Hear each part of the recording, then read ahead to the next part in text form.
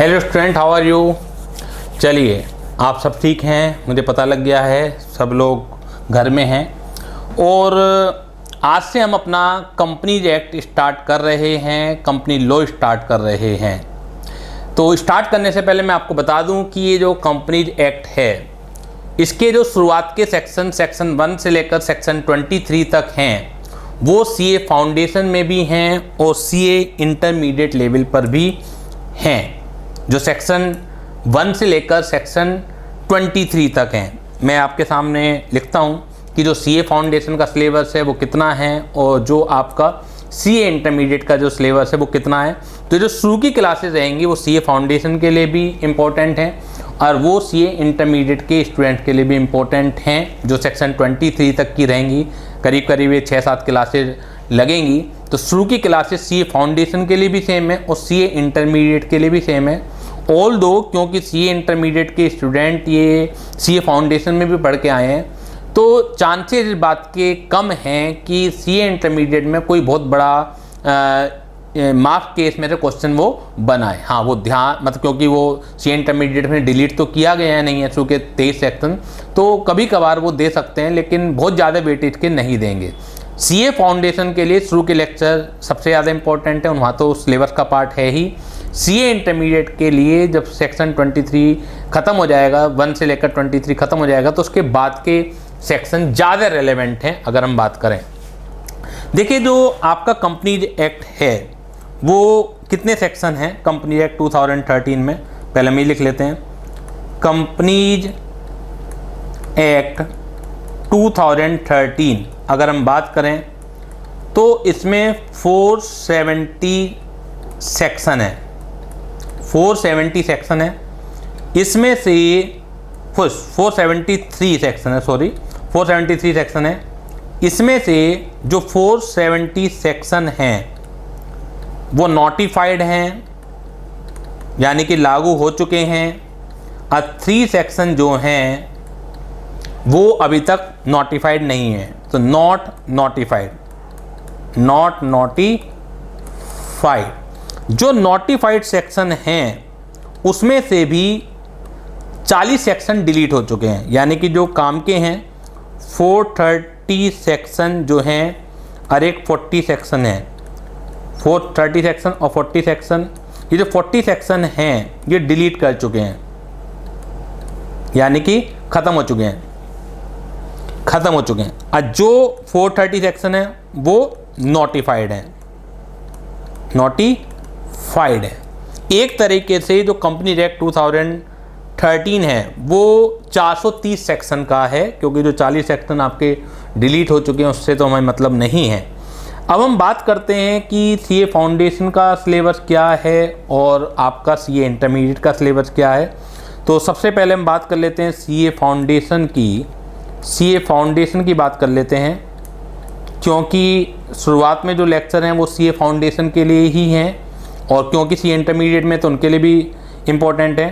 तो सेक्शन 1 से लेकर 23 तक के जो सेक्शन हैं वो सीए फाउंडेशन में हैं और सीए इंटरमीडिएट की अगर हम बात कर लें तो वहाँ पर जो सेक्शन है, सेक्शन 1 टू सेक्शन 149 तक का सिलेबस हमारे सीए इंटरमीडिएट लेवल पर है।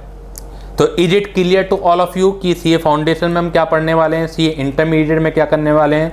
तो जो आपके दो सेक्शन हैं, ये जो सेक्शन 1 से लेकर 23 तक है, ये कॉमन इम्पोर्टेंट हैं, वो आपके सीए फाउंडेशन के लिए भी हैं और सीए इंटरमीडिएट के लिए भी हैं। तो शुरू की जो 6-7-8 क्लासेज होंगी वो सीए फाउंडेशन के पॉइंट ऑफ व्यू से एक तरह से हैं और सीए इंटरमीडिएट के लिए भी हैं। जो बाद की क्लासेज होंगी वो सीए फाउंडेशन वाले बच्चों को नहीं करनी है, ना उन्हें दी जाएंगी। उनका जो सिलेबस है उसमें हम उन्हें देंगे भी नहीं। तो ये मैंने आपको एक ओवरऑल इसका कॉन्सेप्ट बताने की कोशिश करी है कि फाउंडेशन और इंटरमीडिएट में कौन कौन से सेक्शन एप्लीकेबल हैं। अब आप लोगों के मन में ये आ रहा होगा, सर ये आपने कंपनी लॉ बोला है, कंपनीज एक्ट हम सुनते हुए आते हैं, तो is it any difference between companies act and company law. ये मैं पहले भी कई बार आपको बता चुका हूं कि एक्ट और कंपनी लॉ खाली कंपनी लॉ और कंपनी एक्ट की बात नहीं कर रहा हूँ। एक्ट एक सेपरेट वर्ड है और लॉ एक सेपरेट वर्ड है, तो दोनों में क्या डिफरेंस है मैं पहले भी बता चुका हूँ। ऑल्दो जब हम लोग नॉर्मली पढ़ते हैं तो वहाँ पर डिफरेंस को यूज नहीं करते हैं। आप एक्ट की जगह लॉ यूज कर लें, लॉ की जगह एक्ट यूज कर लें, तो इससे नंबर कटने वाले आपके नहीं हैं। लेकिन हमें पता होना चाहिए, क्योंकि लॉ मेकर्स जब वर्ड अलग अलग यूज करते हैं तो वो कंजूस होते हैं वर्ड यूज करने में, और जब कोई वर्ड देते हैं तो उसका कुछ ना कुछ डेफिनेटली मीनिंग होता है। देखिए, कंपनी लॉ एक वाइडर टर्मिनोलॉजी है। अगर हम बात करें, कंपनी लॉ एक वाइडर टर्मिनोलॉजी है, वो बनती है कंपनी एक्ट से, यानी कि कंपनी जो एक्ट होगा 2013 वो तो शामिल होगा ही होगा उसमें, प्लस इसके अलावा रूल्स बने हुए होते हैं। कभी हम देखते हैं कंपनी रूल 2013 में रूल 45 है, कोई 47 है, तो एक बुक तो है गवर्नमेंट की तरफ से कंपनी एक्ट, और कई सारे उन्होंने रूल्स भी बना रखे हैं। तो जो रूल्स हैं इन जो कंपनी एक्ट से रिलेटेड हैं, क्योंकि अलग अलग एक्ट में भी रूल्स बने हुए होंगे, तो हम सारे रूल्स की बात नहीं कर रहे, जो कंपनी लॉ की जानकारी के लिए ज़रूरी हैं, तो वो रूल्स की बात कर रहे हैं। इसके अलावा समय समय पर गवर्नमेंट सर्कुलर इशू करती रहती है, इसके अलावा नोटिफिकेशन इशू करती रहती है,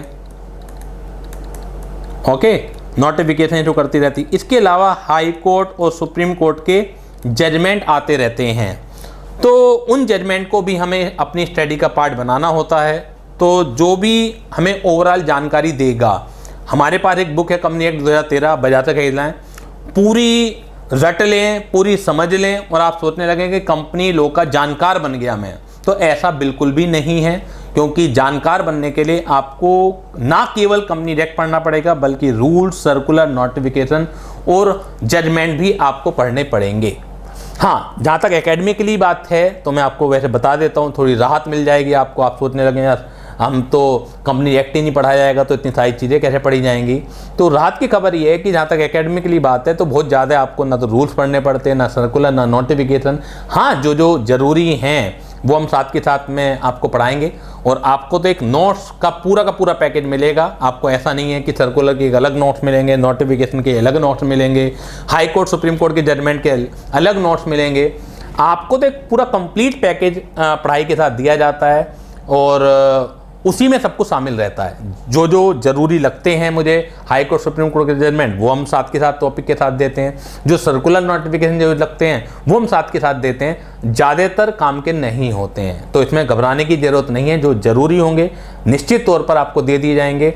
और जहाँ तक फाउंडेशन लेवल की बात है तो वहाँ तो वैसे ही 23 सेक्शन है, तो इतना डरने की बात नहीं है। सर्कुलर नोटिफिकेशन ज़्यादा वहाँ पे काम आएंगे भी नहीं, बाद के चैप्टरों में सर्कुलर नोटिफिकेशन होंगे। हाँ, सुप्रीम कोर्ट, हाई कोर्ट के जजमेंट जो सेक्शन 23 तक आए हुए हैं वो ज़रूर काम के हैं, फाउंडेशन पर भी और इंटरमीडिएट लेवल पर भी। लेकिन सर्कुलर नोटिफिकेशन की अगर मैं बात करूँ तो वो बाद के सेक्शनों में ज़्यादा हैं, जो फाउंडेशन लेवल का पार्ट नहीं है। शुरुआत के सेक्शनों में ज़्यादा सर्कुलर नोटिफिकेशन है नहीं। तो चलिए स्टार्ट करते हैं हम लोग आज से अपना कंपनी लॉ। जो फाउंडेशन लेवल का है वो पहले स्टार्ट कर रहे हैं। मैं बार बार फाउंडेशन का कह रहा हूँ तो इसका मतलब ये नहीं कि इंटरमीडिएट के काम का नहीं है।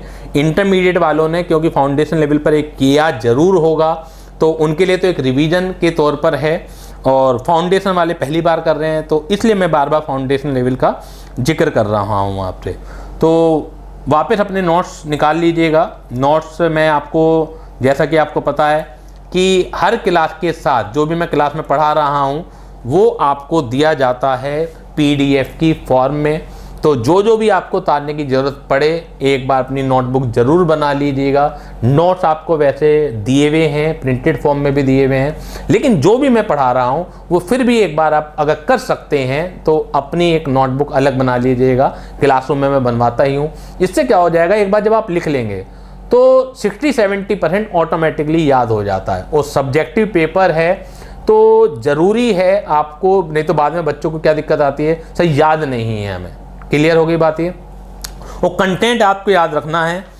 चार्ट भी मैं यूज करूँगा समय समय पर, लेकिन वास्तव में क्या है कि चार्ट के पेपर में नंबर बिल्कुल नहीं होते हैं। वो फिलहाल यहाँ अंडरस्टैंडिंग के लिए ठीक है कि कोई चीज़ कंटेंट आपको समझ में नहीं आ रहा तो चार्ट के फॉर्म में आपने अंडरस्टैंड कर लिया उसे।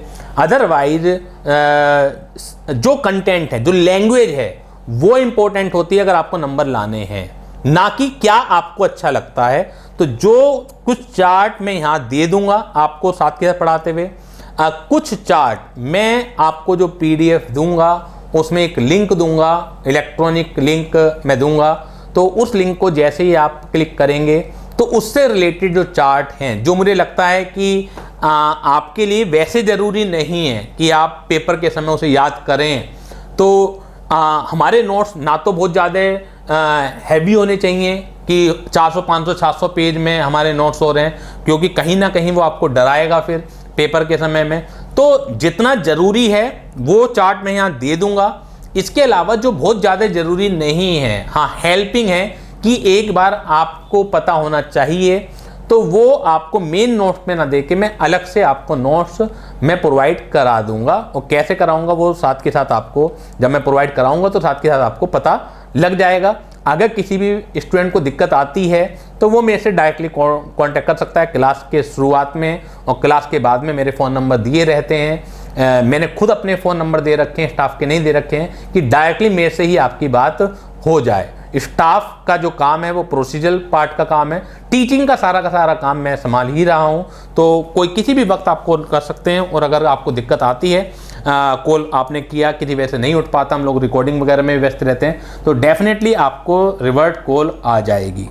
चलिए हम एक बैकग्राउंड समझते हैं पहले कंपनी एक्ट की। कंपनी एक्ट 2013 में जैसे मैंने आपको बताया कि 473 सेक्शन है, जिसमें 470 आपके नोटिफाइड हैं और 3 सेक्शन अभी तक नोटिफाइड नहीं है। 470 सेक्शन जो नोटिफाइड हैं उसमें से आपके 430 सेक्शन जो ऑपरेटिव हैं वो हैं, और 40 सेक्शन डिलीट हो चुके हैं, और 3 सेक्शन अभी तक नोटिफाइड नहीं है। तो कुल मिला के पूरा कंपनी एक्ट जो है 430 सेक्शन का ही बचता है 473 में से। Background of company law in India क्या है, कितनी बार ये बना है।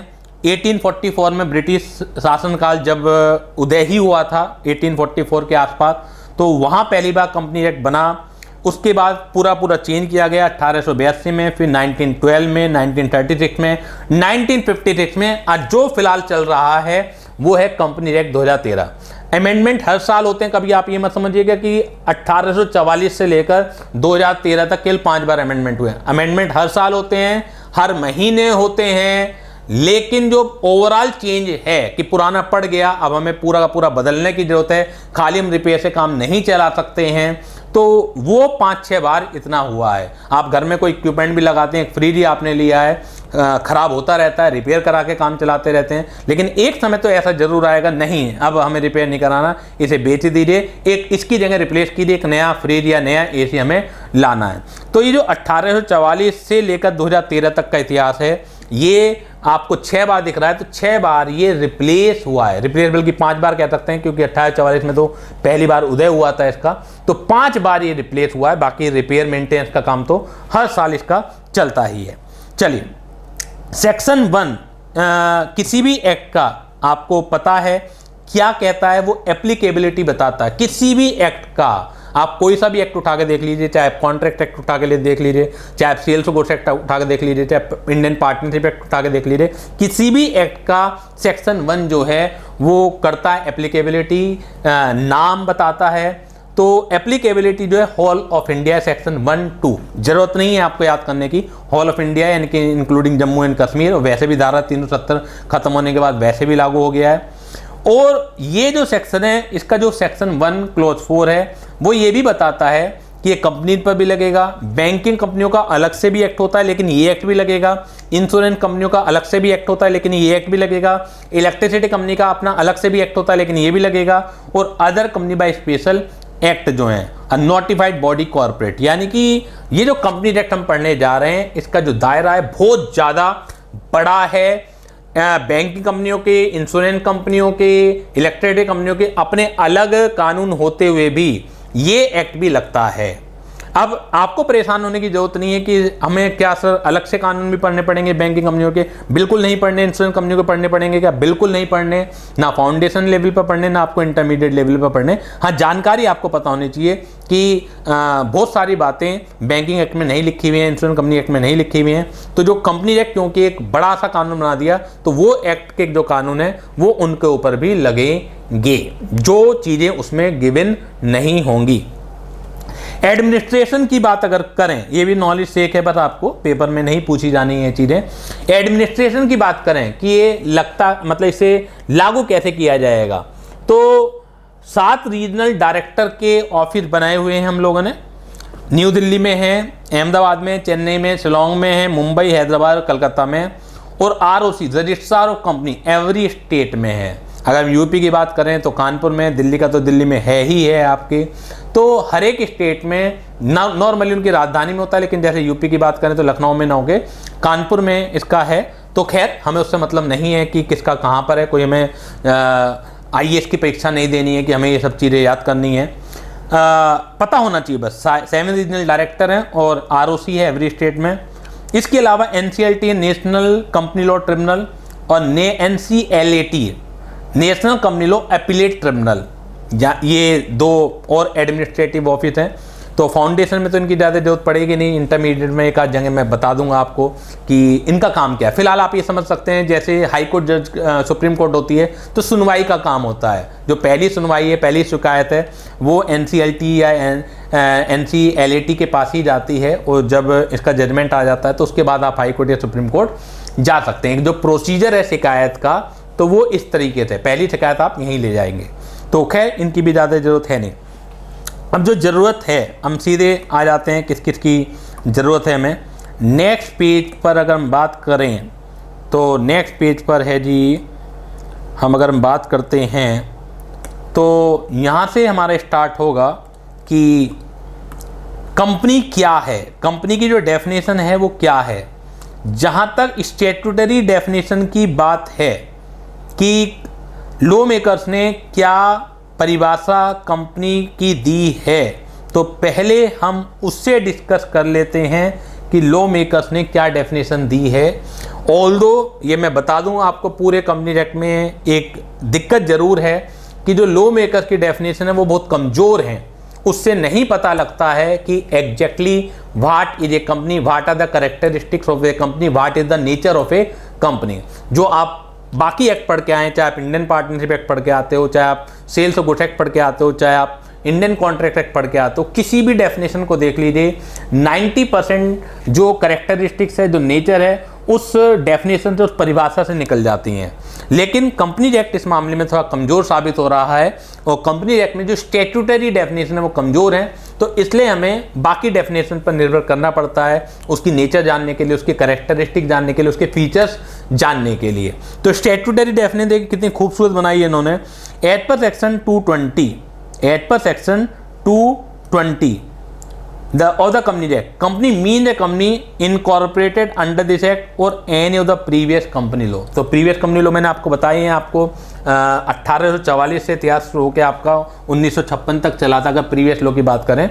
तो जो इस एक्ट में इनकॉर्पोरेट हुई है प्लस या एनी अदर प्रीवियस लॉ में इनकॉर्पोरेट हुई है, तो हमारे हिसाब से वो कंपनी। अब आप देखिए कि कंपनी की क्या परिभाषा, कितनी खूबसूरत परिभाषा है। इस परिभाषा से आप क्या कैरेक्टरिस्टिक्स, क्या नेचर जो कि हमें ज़रूरत होती है किसी भी चीज़ को समझने के लिए, तो क्या इससे वो फाइंड आउट हो सकती है? बिल्कुल भी नहीं फाइंड आउट हो सकती है।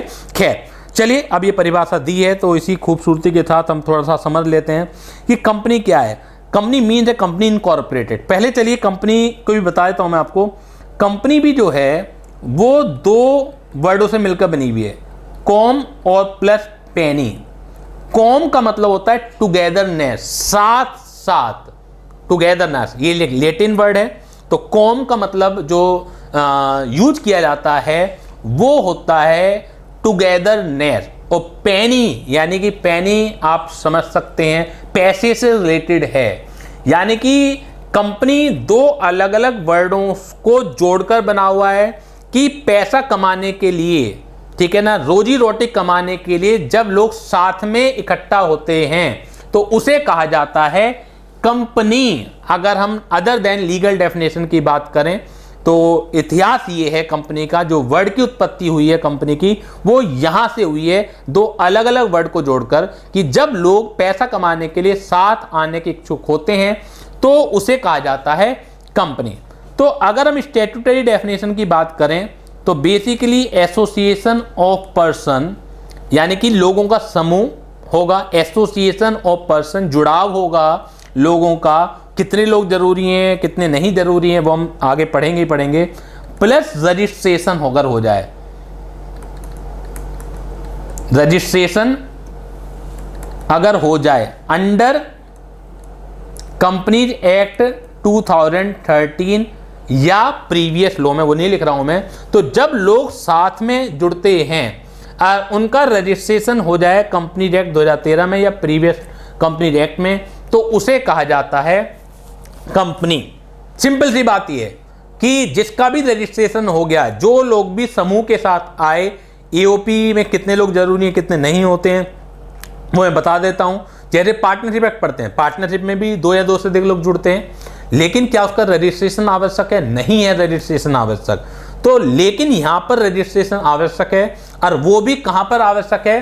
कंपनी एक्ट 2013 या any other previous company law के प्रावधानों के अनुसार, क्योंकि रजिस्ट्रेशन तो आप किसी में भी करा सकते हैं, आप तो पार्टनरशिप में जरूरी नहीं है, लेकिन पार्टनरशिप एक्ट में आपने रजिस्ट्रेशन करा लिया तो क्या हम आपको कंपनी का दर्जा दे दें? बिल्कुल नहीं दे सकते हम आपको कंपनी का दर्जा। इसके अलावा कोऑपरेटिव सोसाइटी एक्ट भी है, क्या आपने कोऑपरेटिव सोसाइटी एक्ट में अपना रजिस्ट्रेशन करा लिया तो क्या हम आपको कंपनी का दर्जा दे दें? बिल्कुल भी नहीं हम आपको कंपनी का दर्जा देंगे। हम कंपनी का दर्जा तब देंगे, कंपनी के नेचर तब मानेंगे, कंपनी की विशेषताएं प्रिविलेजेज वगैरह सब तब लगेंगी जब आपने अपना रजिस्ट्रेशन कंपनी एक्ट 2013 में करा रखा होगा। चलिए, अब ये तो हो गई एक लीगल डेफिनेशन, लेकिन लीगल डेफिनेशन जैसे मैंने बताया कमज़ोर है मेरे हिसाब से, तो हमें अलग अलग ऑथर्स के ऊपर जाना पड़ेगा। और यहाँ पर ऑथर्स बेसिकली मैं, संजय जैन या कोई और ऑथर्स की डेफिनेशन नहीं चला करती हैं।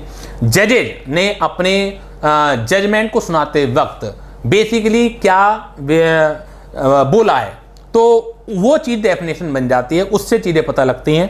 तो as defined by Justice Lindley, ये सब बाहर के जजमेंट हैं। कंपनी एक्ट में आप देखेंगे ज़्यादातर ब्रिटिश शासनकाल के जजमेंट हैं, इंग्लैंड के जजमेंट हैं, अभी भी जो इंग्लैंड में जजमेंट आते हैं वही हमारे यहाँ लग जाते हैं। तो justice Lindley, company is an association of person, तो जस्टिस लिंडले ने क्या कहा बोले भैया, ये है लोगों का समूह, ये है लोगों का समूह।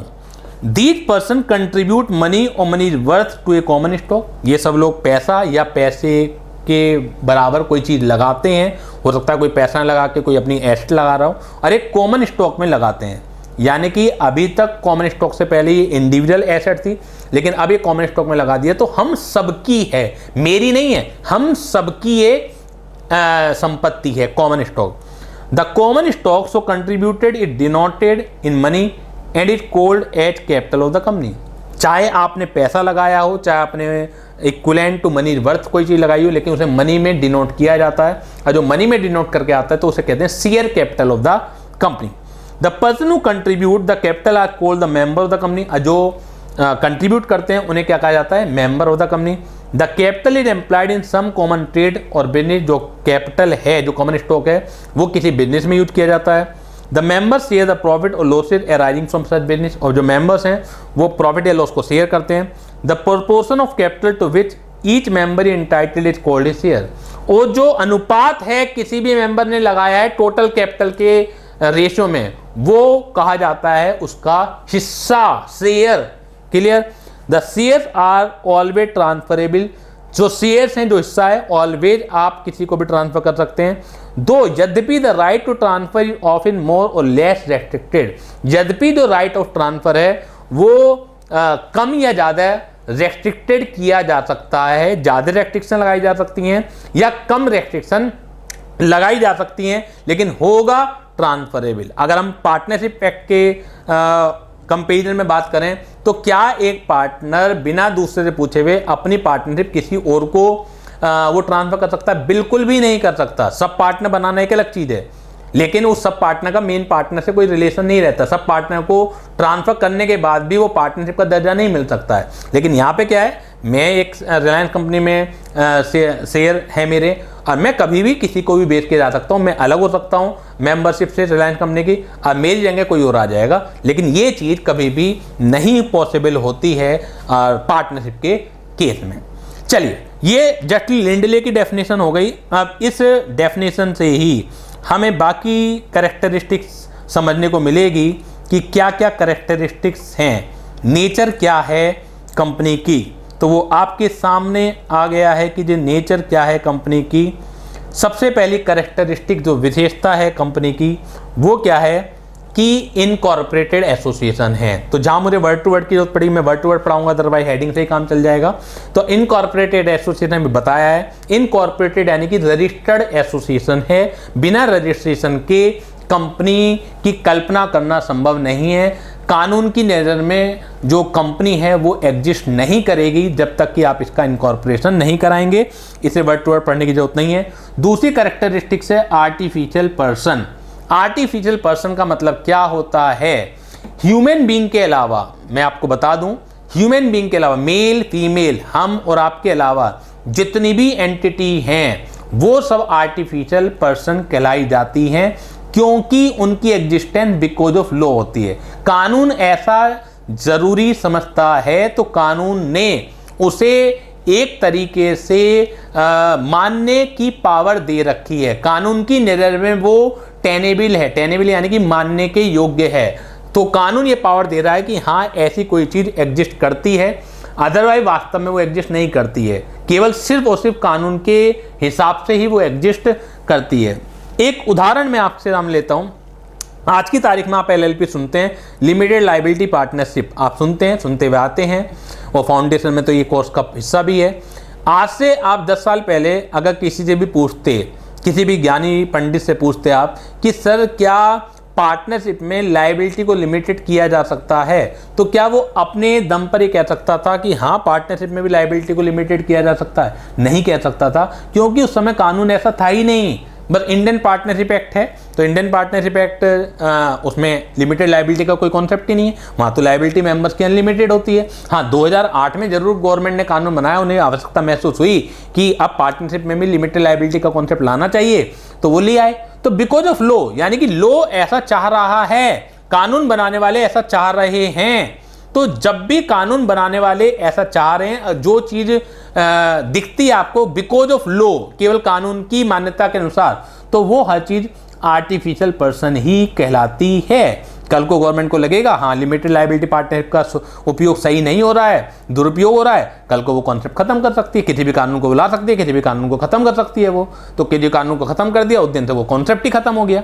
आप ये समझ लीजिए, आपके पास जो करेंसी नोट हैं, आपने देखा होगा 2016 में नोटबंदी लागू कर दी गई थी। हम पहले बड़े उन्हें संभाल के रखते थे 500-1000 रुपए के नोट को। अदरवाइज वो कागज ही तो हैं। क्या वास्तव में जो कागज है उनकी 500 रुपए की वैल्यू है? लेकिन क्योंकि गवर्नमेंट ने मान्यता दे रखी है तो ठीक है, हमारे लिए वो 500 रुपए है, हमारे लिए 1000 का नोट है, हमारे लिए 2000 रुपए का नोट है। लेकिन कल को गवर्नमेंट अगर मान्यता खत्म कर दे तो कागज के अलावा कुछ भी नहीं है। आपने देखा है, ये होते हुए देखा है।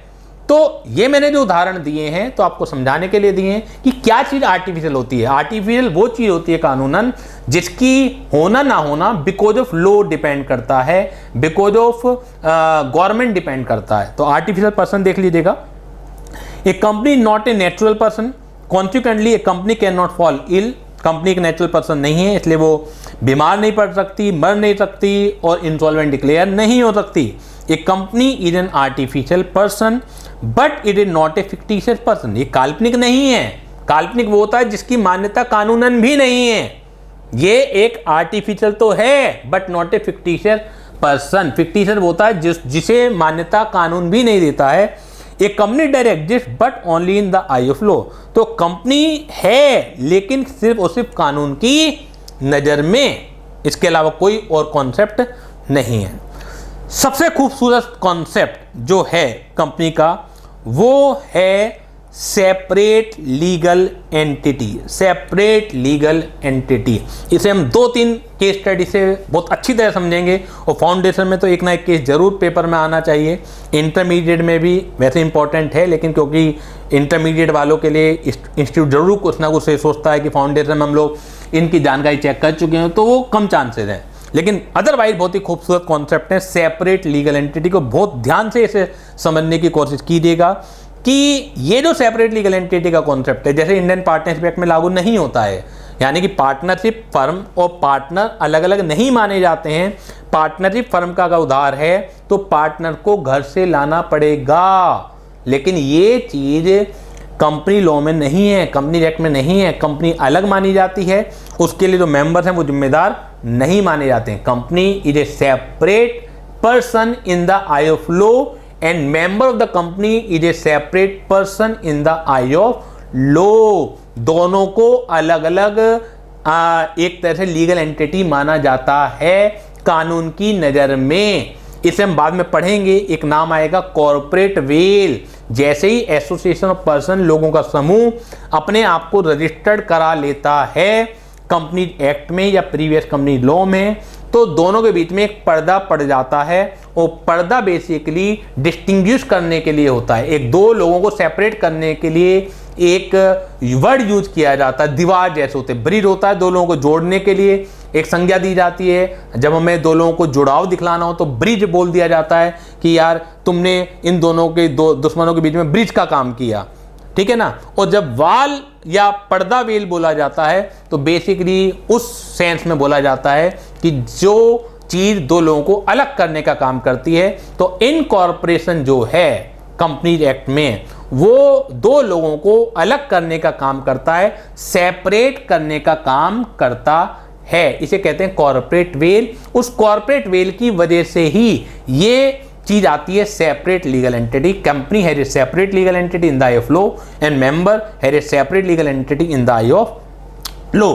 लेकिन इस नियम का जो पहली बार यूज हुआ था वो यूज हुआ था Salomon versus Salomon company limited के केस में। देखिएगा, अभी हम केस को भी समझते हैं।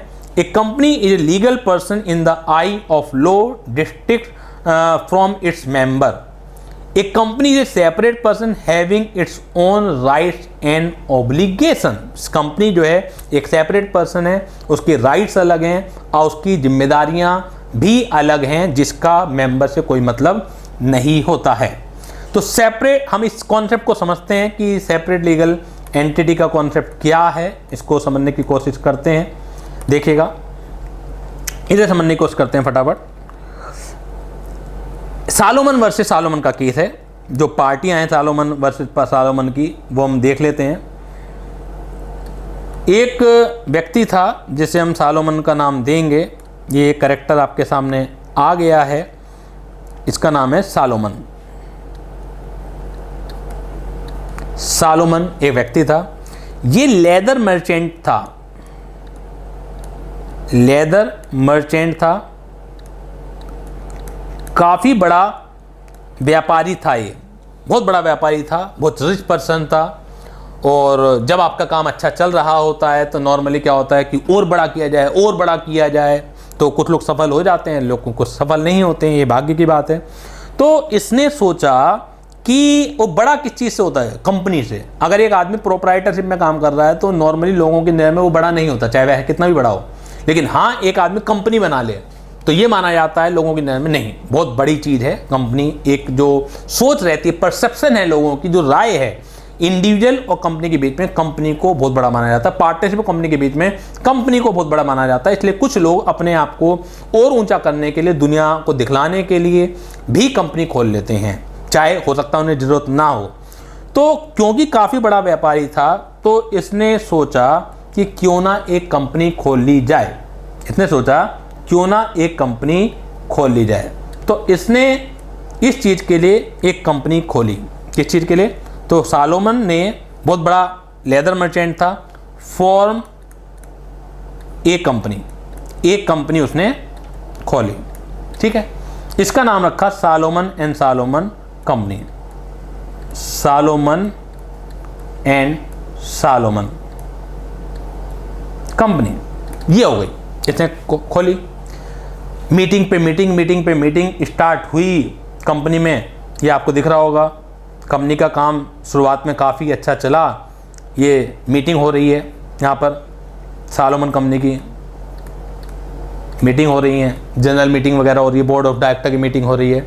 लेकिन after formation of a company, और हाँ एक चीज़ बता दूँ, इस सालोमन कंपनी में जो मेंबर्स थे बेसिकली वो इसी के परिवार वाले थे।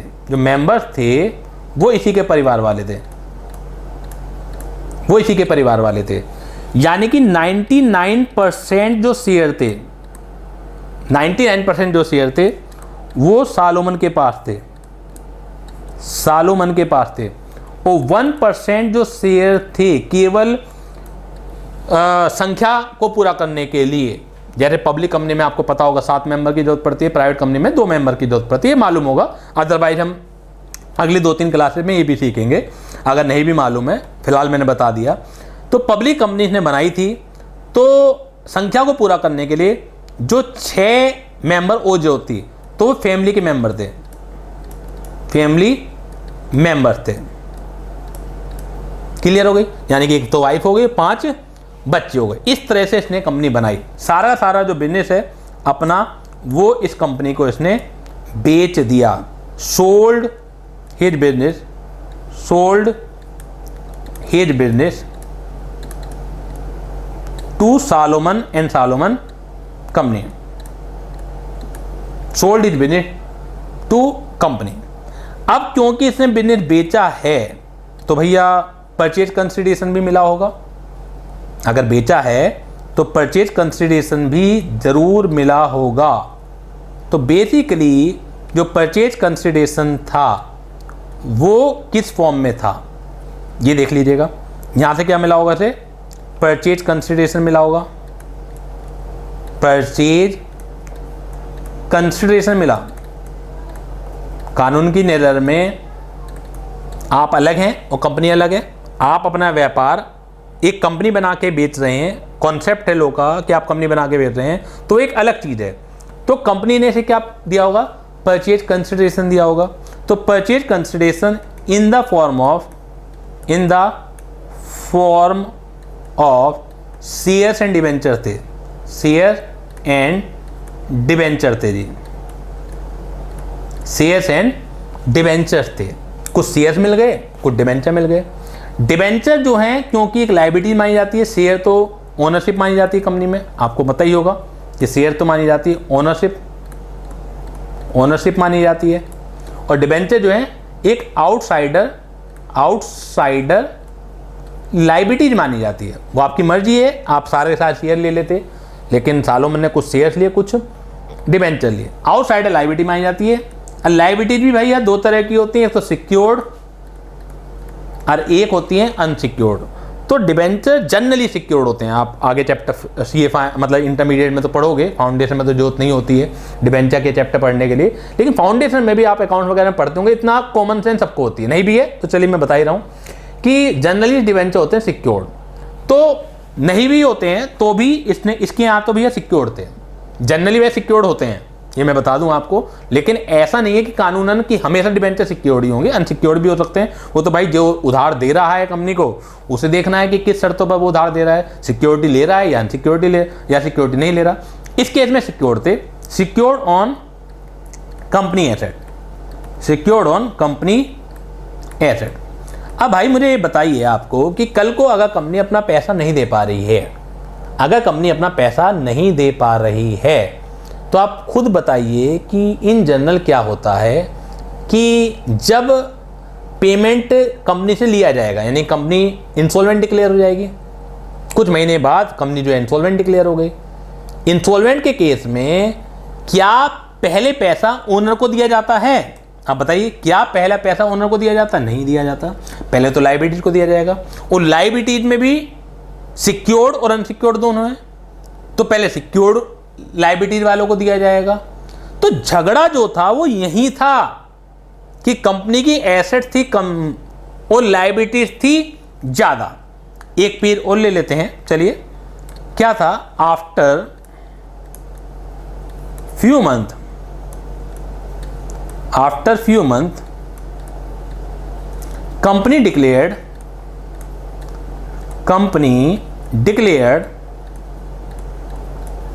Insolvent, company declared insolvent. वो जो फाइनेंशियल पोजीशन थी, जो बैलेंस शीट थी कंपनी की, जो मैं एक्सट्रैक्ट निकाल रहा हूं, जो हमारे काम की चीजें, जो लायबिलिटीज थी वो थी 10,000 और एसेट थी आपकी 7,000। लायबिलिटी बल्कि 10,000 एक थी, ये तो सिक्योर्ड थी, और 7,000 एक थी, ये अनसिक्योर्ड थी। ये तो सिक्योर्ड थी जो डिबेंचर की फॉर्म में था। ये जो फिगर है ये कम ज़्यादा हो सकती है कि हमें रटने की ज़रूरत नहीं है, हमें केवल कॉन्सेप्ट को समझने की ज़रूरत है कि बेसिकली हुआ क्या था।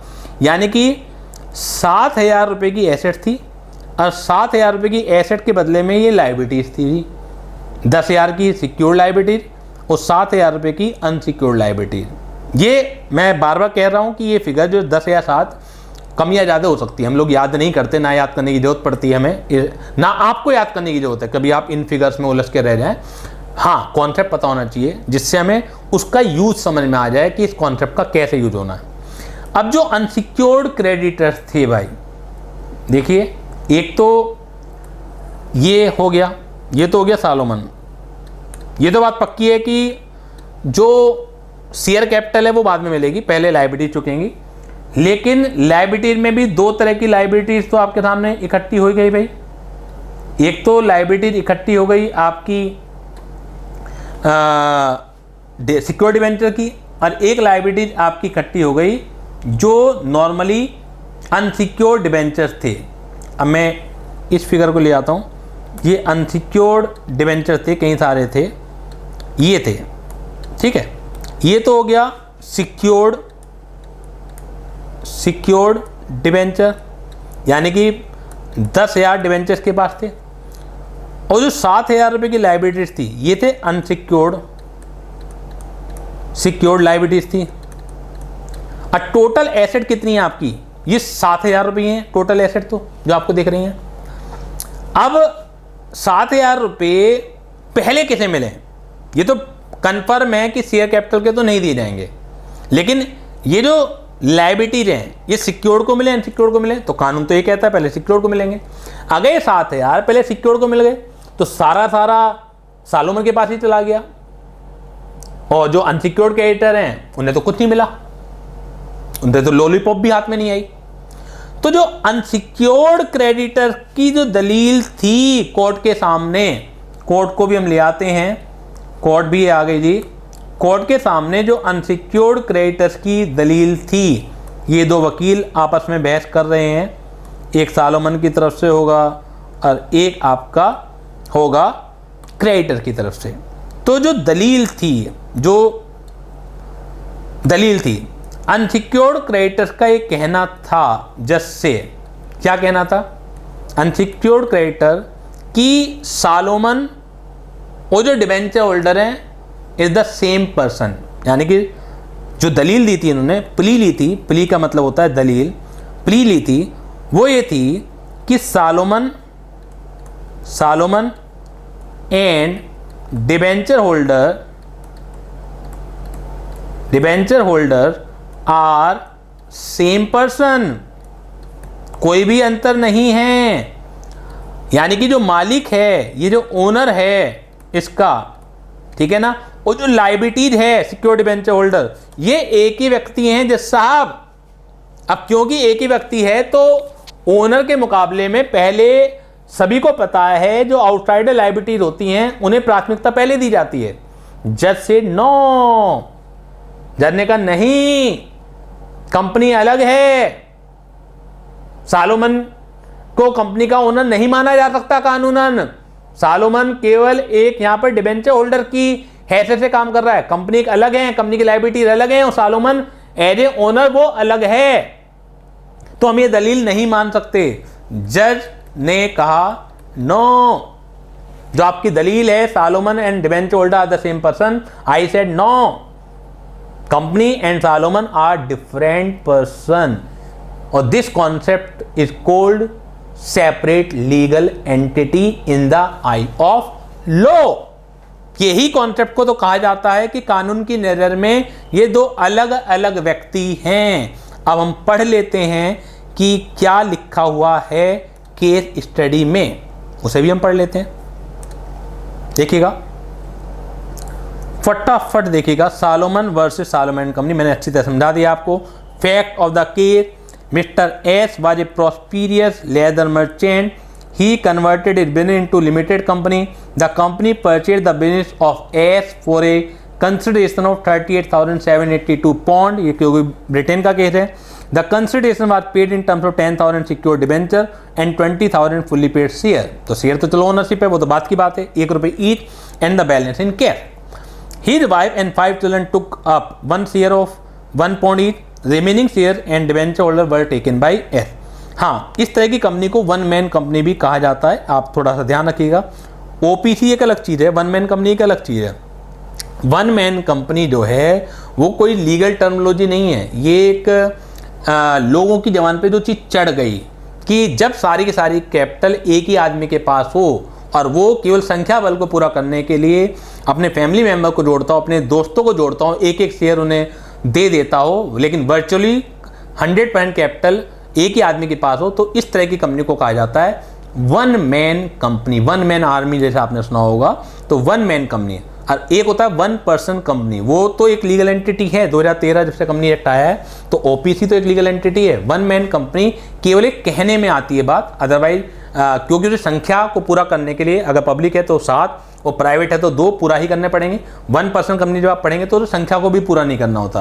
वन पर्सन का मतलब है एक ही व्यक्ति उसमें मेंबर होगा, तो ये वन मैन कंपनी कहलाई जाती है, संख्या को पूरा करने के लिए, दिखलाने के लिए हम करते हैं।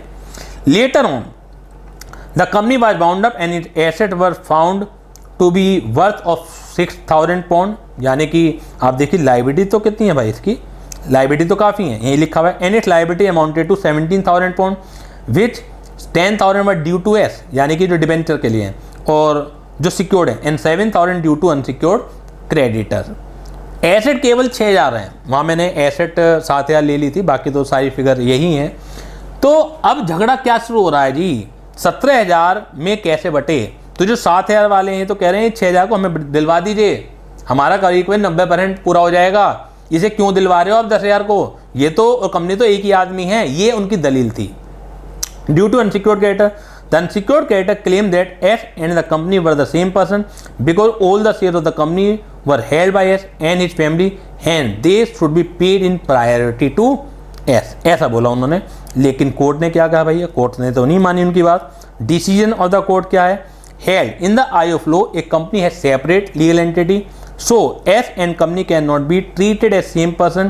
It is the magic of corporate personality. ये बहुत corporate personality का जादू ही कहेंगे कि that the same person can be insider and outsider at the same time. एक ही आदमी इनसाइड है यानी कि शेयर कैपिटल भी रख सकता है, और आउटसाइड यानी कि सिक्योर्ड डिबेंचर के रूप में वो लायबिलिटीज भी रख सकता है। ना केवल ये एक मैजिक है, बल्कि एक मैजिक यही है कि एक आदमी मालिक और नौकर दोनों हो सकता है, यानी कि जो व्यक्ति शेयर कैपिटल होल्ड कर रखा है वही व्यक्ति मालिक तो है, शेयर होल्डर को क्या कहोगे? मालिक तो कहोगे, और साथ के साथ वो नौकर यानी कि एम्प्लॉय का भी दर्जा प्राप्त कर सकता है। ये एक मैजिक कैरेक्टरिस्टिक्स है कॉर्पोरेट एंटिटी की। So S is entitled to have priority over the unsecured creditor, इसलिए एस को प्रायोरिटी मिलनी ही चाहिए। किनके मुकाबले प्रायोरिटी मिलनी चाहिए? जो अनसिक्योर्ड क्रेडिटर्स हैं उनके मुकाबले भाई प्रायोरिटी तो मिलनी चाहिए। तो हम उस प्रायोरिटी को देके रहेंगे, क्योंकि हम यहाँ पर न्याय करने के लिए बनाए गए हैं। जो कोर्ट है, वो जो लॉ मेकर्स ने रूल पास कर रखे हैं, उसको इंटरप्रेट करने के लिए हमारी जिम्मेदारी है। तो हम उसी जिम्मेदारी को निभाते हुए कहते हैं कि दोनों व्यक्ति अलग अलग हैं, और ये जो पैसा है वाइंडिंग अप के समय वो सारा सारा सिक्योर्ड डिबेंचर होल्डर्स में बांटा जाएगा। तो irrespective of the fact almost all the share of the company were hold by S. तो ये पुराना जो केस था वो मैंने आपको बता दिया है। अब ली versus Lee air farming limited, बहुत ही खूबसूरत सा केस है ये भी पेपर में काफ़ी आ जाता है। पहले इसे थोड़ा नीचे देख लेते हैं। चलिए, ली versus Lee air farming limited का केस और हम देख लेते हैं क्या ये केस कहता है। इसमें जो करेक्टर थे वो बेसिकली 3 करेक्टर हम कहेंगे, 4 भी चलिए कह सकते हैं आप करेक्टर को। क्या करेक्टर थे इसमें? एक कंपनी थी, ली का जो नाम है, तो चलिए कंपनी हम रख लेते हैं। एक कंपनी थी Lee and Lee air farming limited, इसका नाम लिख देते हैं हम लोग, Lee and Lee air farming limited. नाम से ही जैसा पता लग रहा है कि एक व्यक्ति होगा ली, उसकी एक कंपनी रही होगी। तो एक व्यक्ति था ली, ये जो व्यक्ति आपके सामने दिख रहा है ये ली है जी। तो ली ने ही अपनी कंपनी बनाई air farming limited. Lee is also a chief pilot of the company. Lee क्या था? Lee is also a chief pilot of company, यानी कि जो इसकी उड़ानें थी वो इसमें भी पायलट था। इस कंपनी ने क्या किया कि आपने सारे एम्प्लॉय का इंश्योरेंस कराया एक इंश्योरेंस कंपनी से। तो एक इंश्योरेंस कंपनी को भी करेक्टर हम ले आते हैं भाई, कि इसने क्या करा, एक इंश्योरेंस कंपनी से इंश्योरेंस कराया। एक इंश्योरेंस है, ये है national insurance company, national insurance company, ठीक है। तो ली ने इंश्योरेंस कराया, इस कंपनी ने टुक ए इंश्योरेंस पॉलिसी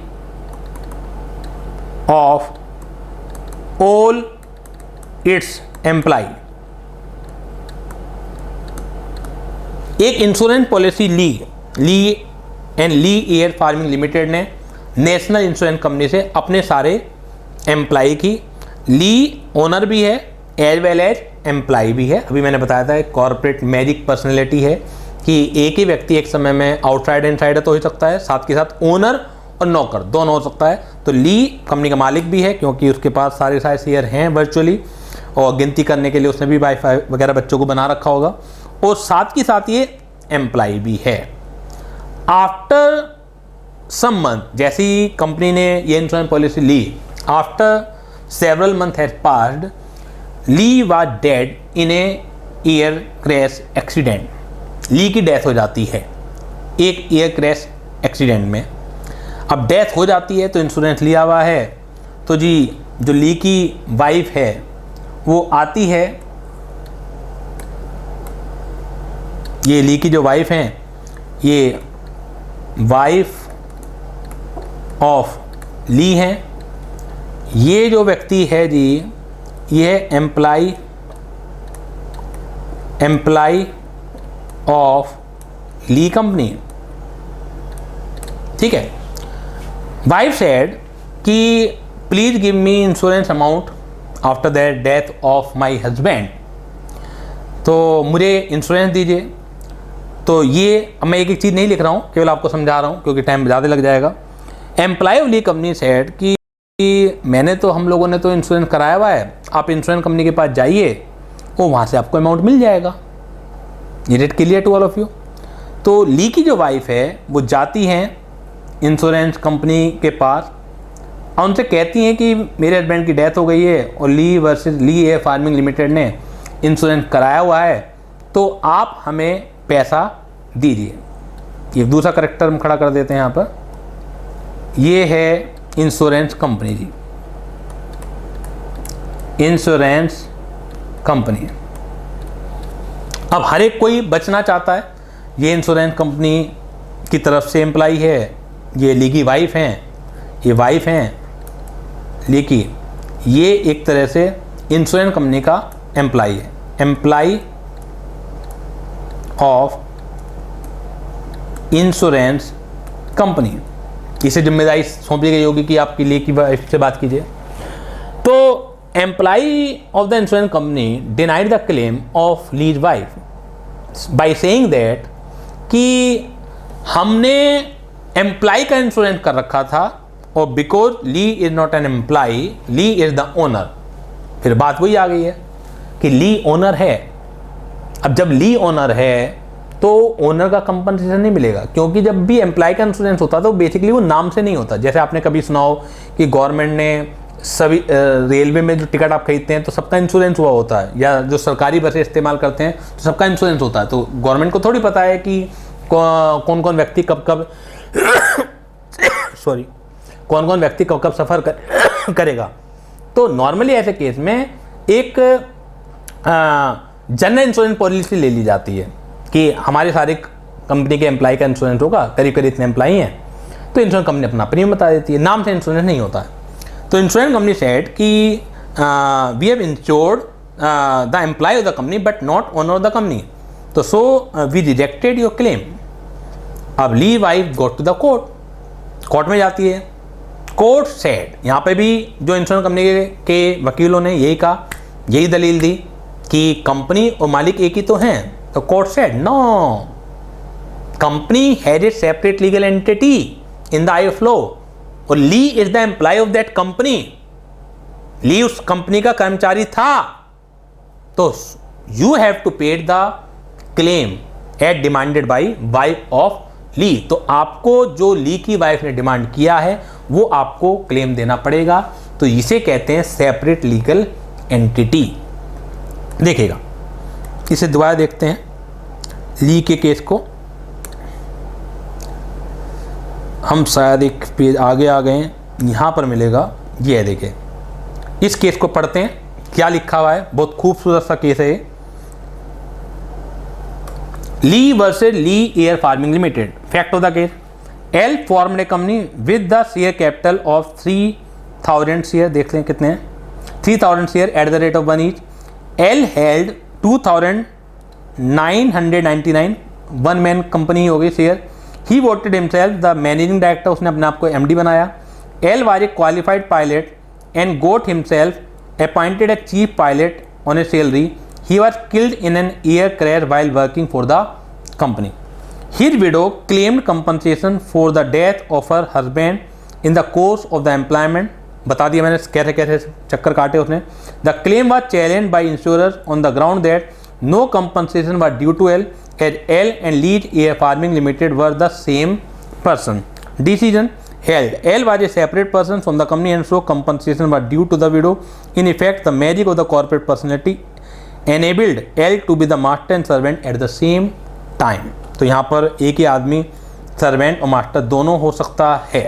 तो ये सेपरेट लीगल एंटिटी दोनों ही केसेस में अगर देखा जाए, यहाँ पर जो एम्प्लॉय था या जो शेयर होल्डर था या डिबेंचर होल्डर था उसके पक्ष में निर्णय आया है। जो सालोमन था वो डिबेंचर होल्डर था, और जो कंपनी के अलावा जो थर्ड पार्टी थी, यानी कि पहले वाले केस में जो अनसिक्योर्ड लाए क्रेडिटर थे उनके अगेंस्ट गया है, और यहाँ पे इंश्योरेंस कंपनी के अगेंस्ट गया है। क्योंकि हर एक आदमी अपने फेवर की दलील देता है, तो ये दलील नहीं माने गए।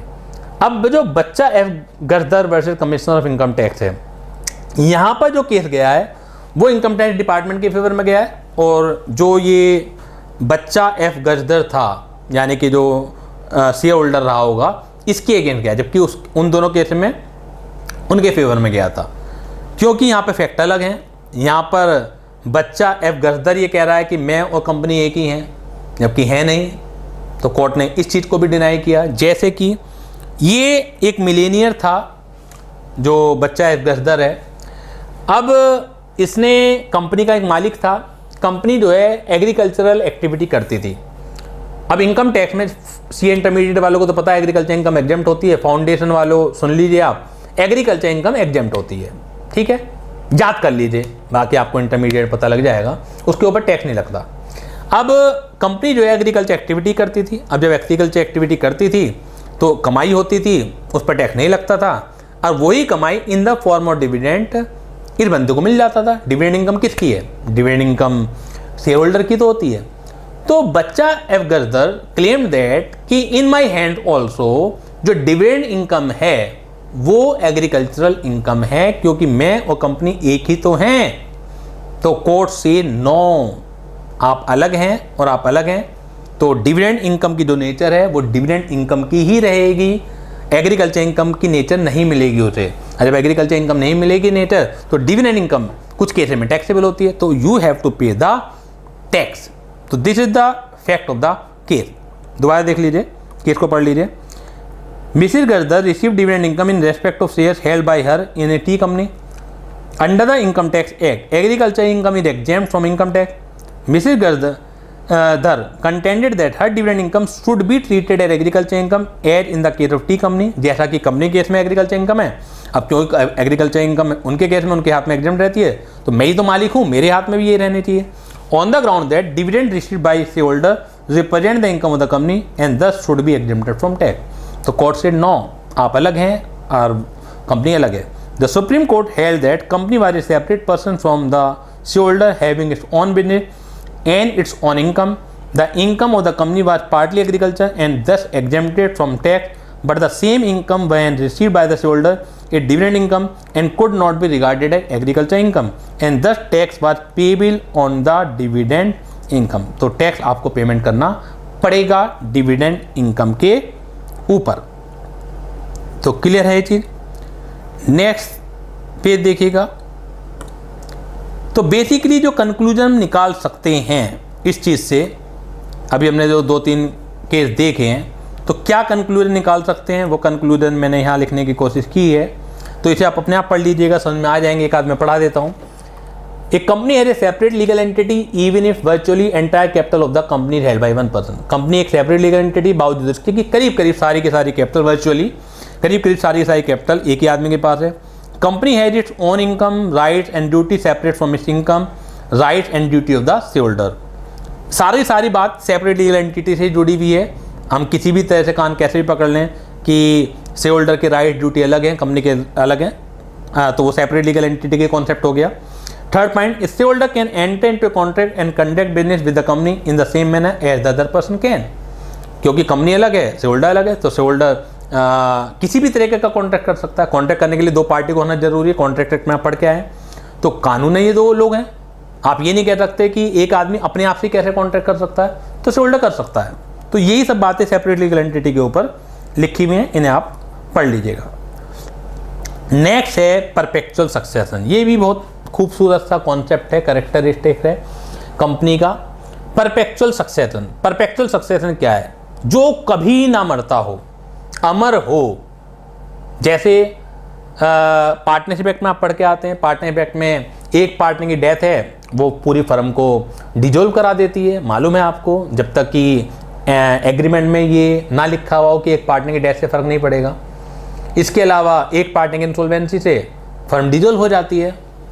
लेकिन यहाँ पर परपेचुअल सक्सेशन का कॉन्सेप्ट है कि अगर सारे के सारे जो शेयर होल्डर हैं, अगर 7 हैं पब्लिक लिमिटेड में, प्राइवेट में 2 हैं या ज़्यादा भी हो सकते हैं, सारे मर जाएं, बम ब्लास्ट हो जाए, एक कमरे में बंद थे, एक कमरे में मीटिंग कर रहे थे और वो कमरा बम ब्लास्ट से उड़ा दिया गया, उड़ गया, सारे शेयर होल्डर मर जाएं, तो भी कंपनी नहीं खत्म होगी। कंपनी का जन्म एक कागजी कार्रवाई से होता है, तो कंपनी का जो समापन है वो भी एक कागजी कार्रवाई से होगा। अब आप सोच रहे होंगे कि सर जब सारे शेयर होल्डर मर गए तो कैसे काम चलेगा? वो अलग मुद्दा है कि कैसे काम चलेगा, आगे रूल दिए हुए हैं। फिर भी आपकी समझ के लिए मैं बता दूं, गवर्नमेंट अपने हाथ में ले लेती है। गवर्नमेंट उसके ऊपर देखती है कि अब किस तरह चलाना है। 6 महीने का समय दे दिया जाता है कि आप इसके मेंबर को पूरा करें। बहुत सारे तरीके हैं अगर कभी कुछ ऐसा हो जाए, लेकिन ये कानून में ये नहीं कहा जा सकता कि कंपनी खत्म हो गई। तो इस तरह के कॉन्सेप्ट को कहा जाता है परपेचुअल सक्सेशन। पढ़िए मेरे साथ। Death, insolvency, insanity of any member does not affect the continuity of the company. But यही जो कॉन्सेप्ट है ये परपेचुअल सक्सेशन, आप किसी भी तरह लिख दें। मेन लाइन ये है, Thus, the life of the company does not depend upon the life of its member. It is generally said that member may come and go, but the company goes on forever. Thus, a company never died. और एक जज ने तो ये भी बताया है इस चीज़ को समझाने के लिए कि किसी भी तरह दिमाग में बैठ जाए कॉन्सेप्ट परपेचुअल सक्सेशन का, कि कंपनी एक नदी के समान है और मेंबर उसमें बहते हुए पानी के समान है। कंपनी एक नदी है और मेंबर उसमें बहते हुए पानी है। पानी आएगा जाएगा, लेकिन कंपनी का अस्तित्व, कंपनी की एग्जिस्टेंस अपनी जगह रहेगी। कुछ जगह ऐसी भी हो सकती है कि नहर में, नदी में पानी बिल्कुल भी ना हो, या नाला बन गया हो, लेकिन क्या कानूनन ये कहा जा सकता है कि वो नदी नहीं है? जमुना नदी है, गंगा नदी है, कहाँ से चलती हैं, कहाँ तक पहुँचती? गंगा नदी है, गंगोत्री से निकल के कलकत्ता तक जाती हैं। बहुत सारी जगह ऐसी आ सकती है कि वो नाला बन चुकी हैं। कुछ जगह पानी बिल्कुल भी नहीं होगा, लेकिन नदी तो नदी है, उसका अस्तित्व खत्म नहीं हो सकता है। तो एक जज ने इस तरह के उदाहरण भी दिया था। केस स्टडी है इसी के ऊपर। Whether the existence of the company comes to an end when all the member die. ये केस है, पेपर में भी आ सकता है क्वेश्चन की फॉर्म में। XYZ company is a government company having 7 members only. All the members of the company were attending meeting in New Delhi in relation to some business. A bomb blast took place and all of them died. Answer with reason under the Company Act whether existence of the company has also come to an end. Answer अपने आप पढ़ लीजिएगा, खत्म नहीं हुई है, company रहेगी। Simple सा ये इसका आंसर है। नेक्स्ट जो फीचर है वो भी पढ़ते हैं हम लोग। क्या फीचर है जी? Next limited liability. बार बार पढ़ने के लिए मिलेगा लिमिटेड लाइबिलिटी, फिर भी जैसे अब आया है तो लिमिटेड बाय शेयर भी हो सकती है, लिमिटेड बाय गारंटी भी हो सकती है, limited by share as well as guarantee भी हो सकती है। जैसे पार्टनरशिप में अनलिमिटेड लाइबिलिटी होती है। आपने पार्टनरशिप में आप 10 लाख रुपए लगाए, बिजनेस चलता गया, उधार लेते गए आप पार्टनर फर्म के नाम से। अब एक समय ऐसा आ गया इंसॉल्वेंट हो गई कंपनी। अब इंसॉल्वेंसी के केस में फर्म के पास पैसा देने के लिए नहीं है। आपने 10 लाख रुपए लगा रखे थे, अब फर्म के पास पैसा देने के लिए नहीं है। अब फर्म को लोगों का चुकाना तो ये, तो क्या आपसे आउटसाइड लायबिलिटी चुकाने के लिए आपसे कहा जाए कि आप घर से पैसा लेके आइए? आपने कहा घर पे भी नहीं है, घर के बर्तन बेचिए, मकान बेचिए, जो भी कुछ आपके पास है वो बेचिए। तो इसी को कहा जाता है अनलिमिटेड लायबिलिटी। यानी कि जितना आपने पैसा लगाया है वो तो है ही है, वो तो डूबेगा ही डूबेगा अगर फर्म कभी लॉस में चली गई। बल्कि आपके घर के बर्तन भी बिक सकते हैं, लेकिन ऐसा कंपनी के केस में नहीं होता। अगर आपने 10 लाख शेयर लिए हैं 1 रुपये वाले, अब वो फुल्ली पेड अप है, पर आपको ये पता है कि अगर कंपनी कितने भी नुकसान में गई मेरे 10 लाख रुपए डूबेंगे, इसके अलावा कुछ भी नहीं डूबेगा। अगर पार्टली पेड अप शेयर है, मतलब 10 लाख शेयर हैं 1 रुपये वाले, लेकिन 50 पैसे पेड अप है, तो 50 पैसे यानी 5 लाख रुपए तो आपने दे रखे हैं। तो मैक्सिमम क्या होगा, कंपनी अगर कभी डूबती है तो आपसे 5 लाख रुपए और मंगाए जा सकते हैं, इतना ही होगा, इससे ज़्यादा कुछ भी नहीं होगा। Company limited by guarantee. Limited by guarantee में क्या होता है, आपने कभी नाम सुना memorandum of association, article of association, हम पढ़ेंगे भी फाउंडेशन में भी कोर्स में, इंटरमीडिएट में भी कोर्स में है। तो मेमोरेंडम एक क्लोज होती है कि हर एक व्यक्ति कहता है कि कंपनी की लिक्विडेशन के केस में मैं कितने रुपए देने के लिए तैयार हूँ, कितना नुकसान उठाने के लिए तैयार हूँ। इसे क्या जाता है, कंपनी लिमिटेड बाय गारंटी। तो जितने आपने गारंटेड अमाउंट तय की है मैक्सिमम उतना मंगाया जाएगा। अब वो भी लिक्विडेशन के समय मंगाया जाएगा, नॉर्मली कार्रवाई के लिए नहीं मंगाया जा सकता आपसे कि कंपनी को फंड की जरूरत पड़ी, कोई बिजनेस करना है, बिजनेस को आगे बढ़ाना है, उसके लिए आप फंड ले आइए गारंटी वाला। तो गारंटी वाला उसके लिए नहीं मंगाया जा सकता। जो अनपेड कैपिटल वाला है वो तो मंगाया जा सकता है उसके लिए भी, लेकिन गारंटी वाला अमाउंट तभी मंगाया जाएगा जब कंपनी लिक्विडेशन में जा रही होगी। एक company share capital as well guarantee वाली भी हो सकती है, तो जितनी शेयर कैपिटल है मैक्सिमम वो डूब सकती है, और जितनी गारंटी अमाउंट आपने कह रखी है कि in the event of liquidation maximum वो डूब सकती है। और एक अनलिमिटेड कंपनी भी होती है, मतलब ऐसा नहीं है कि कंपनी अनलिमिटेड नहीं होती है, तो वो हम डिस्कस बाद में कभी जरूरत आएगी। बस यहाँ पे तो ये अनलिमिटेड कंपनी, उसकी लायबिलिटी लाइक ए पार्टनरशिप होती है, अनलिमिटेड लायबिलिटी होती है।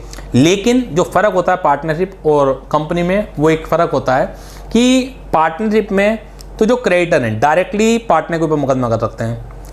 अनलिमिटेड कंपनी के केस में अगर क्रेडिटर को पैसा कंपनी से नहीं मिल रहा तो कंपनी के लिए मुकदमा करेंगे, और कंपनी इन टर्न अपने मेंबर्स के ऊपर मुकदमा करेगी। यानी कि जो उसका चक्र है, प्रोसेस है, वो बदल जाता है। अदरवाइज लायबिलिटी के लिहाज से अनलिमिटेड लायबिलिटी होती है।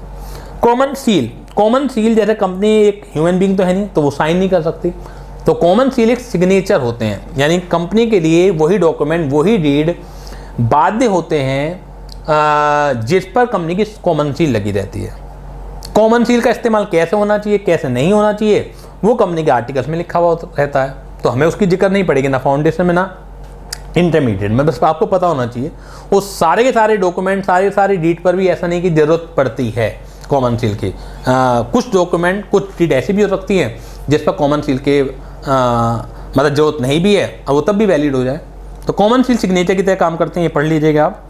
ट्रांसफरेबिलिटी ऑफ शेयर, यानी कि कंपनी के जो शेयर्स हैं सेक्शन 44 ये कहता है कि मूवेबल प्रॉपर्टी हैं, यानी कि एक व्यक्ति से दूसरे व्यक्ति को ट्रांसफर किए जा सकते हैं बिना किसी पाबंदी के। हाँ, कुछ रेस्ट्रिक्शन हो सकती हैं, वो रेस्ट्रिक्शन मैं बता दूंगा आपको एक आध क्लास में कि किस तरह की रेस्ट्रिक्शन हो जाएंगी। शुरुआत में भी आपने पढ़ा कि ट्रांसफरेबल तो है, लेकिन ऑल्दो कुछ रेस्ट्रिक्शन प्लेस की जा सकते हैं कंपनी के आर्टिकल्स मेमोरेंडम के द्वारा, तो उन रेस्ट्रिक्शन को आपने पूरा कर लिया तो आप ट्रांसफर कर सकते हैं। सेक्शन 44 ये कहता है। ये भी कहता है कि जो ट्रांसफर करने का मैनर है वो कंपनी के आर्टिकल्स में दिया जाएगा, कि रिलायंस कंपनी के आर्टिकल कोई और तरीका बता सकते हैं, टाटा कंसल्टेंसी का आर्टिकल कुछ और तरीका बता सकते हैं। तो मैनर क्या होगा वो अलग चीज़ है, लेकिन हाँ ट्रांसफ़र किया जा सकता है। तो ये ट्रांसफरेबिलिटी ऑफ शेयर है। प्राइवेट कंपनी में लिखा हुआ है रेस्ट्रिक्टेड हो सकते हैं, हम अगली 1-2 क्लास में पढ़ेंगे डेफिनेशन को प्राइवेट कंपनी की। और पब्लिक कंपनी में फ्रीली ट्रांसफरेबल होते हैं। नेक्स्ट जो नेचर है इसकी, separation of ownership from management. तो ये हमने पढ़ाई है कि ओनर शेयर होल्डर होते हैं, मैं भी रिलायंस कंपनी के शेयर खरीद सकता हूँ, लेकिन मैं डे टू डे कामों में कंपनी के पार्टिसिपेट नहीं कर सकता। उसके लिए बोर्ड एक्ट हमने अपॉइंट किए हैं, वही उसको देखेंगे। यानी कि ओनर होते हुए भी आप हर काम में पार्टिसिपेट करें, हर काम में अपना अड़ंगा अड़ाएं, ऐसा आपको अलाउड नहीं है। जो बोर्ड एक्टर, चुने हुए बोर्ड एक्टर हैं, वही उस काम को देखेंगे। Separate of ownership from management. जबकि पार्टनर में क्या होता है, जो ओनर हैं वही मैनेजमेंट संभालते हैं, लेकिन यहाँ पर अलग हो सकता है। सेपरेट प्रॉपर्टी, ये उसी से कॉन्सेप्ट आया सेपरेट लीगल एंटिटी से, कि कंपनी की प्रॉपर्टी अलग है और मेंबर की प्रॉपर्टी अलग है। इसमें क्या गलती करी, एक व्यक्ति ने, कंपनी का टिम्बर का काम था, लकड़ियों का काम था, इंश्योरेंस कराना था। तो वन मैन कंपनी ये भी थी, ज़्यादातर दिक्कत वन मैन कंपनी में पड़ती है दिक्कत की। तो इसने इंश्योरेंस कंपनी से इंश्योरेंस लिया कि अगर लकड़ियों को, टिम्बर को कभी नुकसान हो जाए तो इंश्योरेंस पैसा मिल जाए। गलती ये क्या कर दी, अपने नाम से ले लिया। यानी कंपनी के एसेट हैं टिम्बर, और कानून ये कहता है कि आप अलग हो और कंपनी अलग है, अपने नाम से ले लिया। फायर लगी टिम्बर में, जल के राख हो गए, उसने इंश्योरेंस कंपनी से पैसा मांगने की कोशिश करी। तो इंश्योरेंस कंपनी ने कह दिया कि कंपनी ने तो इंश्योरेंस कराया ही नहीं, तो कंपनी को कैसे मिले। उसने कहा मैंने इंश्योरेंस कराया, तो तुमने इंश्योरेंस कराया लेकिन तुम्हारी लकड़ी नहीं है, तो तुम्हें कैसे पैसा मिले। क्योंकि जिस समय आप इंश्योरेंस कराओगे, कंपनी को अपने प्रीमियम से मतलब होता है, वो इस टेक्निकल पॉइंट को आपको नहीं बताएगी कि कल को जब इंश्योरेंस क्लेम आप लोन लेने चाहोगे तो आपको हो सकता है नहीं भी मिले। अगर आप गलती कर रहे हैं तो कंपनी आपको कभी नहीं बताएगी, ये जिम्मेदारी आपकी है। तो पढ़ लेते हैं इस केस को। A company can own and enjoy property in its own name. Member are not owner or co-owner of the company property. Member have no insurable interest in the property of the company. Member की कोई insurable interest नहीं होता है company की property में। यही गलती इस केस में की गई थी। इसे थोड़ा सा बड़ा कर देते हैं। चलिए, हो गया। और अब ये आ गया Macaura versus northern assurance company limited. क्या था, M virtually owned all the share in a company. The timber belonging to the company was insured in the name of M. The timber was destroyed by fire. The insurance claim was rejected since M had no insurable interest. तो insurance claim ने reject कर दिया क्योंकि आपने दूसरे की asset पर अपने नाम से इंश्योरेंस कराया है, तो वो क्लेम नहीं बैठता है। लास्ट कैरेक्टरिस्टिक्स है capacity to sue and be sued, क्योंकि ये भी सेपरेट लीगल एंटिटी से जुड़ा हुआ है। तो आप कंपनी के ऊपर मुकदमा कर सकते हैं, यानी कि ओनर होते हुए भी अपने ऊपर ही, अपनी कंपनी के ऊपर मुकदमा कर सकते हैं, क्योंकि कानून की नियम अलग है। और कंपनी भी आपके ऊपर मुकदमा कर सकती है अगर उसे ज़रूरत पड़ती है तो capacity to sue and be sued, तो कंपनी भी मुकदमा कर सकती है और आप भी कंपनी के ऊपर मुकदमा कर सकते हो। तो आज के लेक्चर में ये इंट्रोडक्टरी पार्ट था, इसे यहीं तक रहने देते हैं। तो एक लेक्चर और लगेगा, ये यूनिट पूरी आपकी इंट्रोडक्शन से रिलेटेड ख़त्म हो जाएगी। तो जैसा कि मैंने शुरुआत में भी कहा, फाउंडेशन और इंटरमीडिएट दोनों के लिए काम का है। फाउंडेशन के लिए ज़्यादा रेलेवेंट है क्योंकि पहली बार ही आप पढ़ रहे हैं। इंटरमीडिएट वाले बच्चे पहले भी पढ़ चुके हैं तो आने के लिए क्वेश्चन आ सकता है, मनाही बिल्कुल भी नहीं है, लेकिन चांसेस थोड़ा सा कम है। तो आपके लिए एक तरह से रिवीजन का काम ये करेगा इंटरमीडिएट स्टूडेंट के लिए। जो शुरू के 7-8 लेक्चर हैं तो आपको पता लग ही जाएंगे। उसके बाद तो सेक्शन 23 के बाद सारा इंटरमीडिएट का रहेगा ही। शुरुआत में ये जो क्लास है इंटरमीडिएट और फाइनल के इंटरमीडिएट और फाउंडेशन के लिए कॉमन क्लासेज हैं। तो आज चलिए यहीं तक रखते हैं, नेक्स्ट क्लास में मिलते हैं। तब तक के लिए tata, bye bye, thank you very much.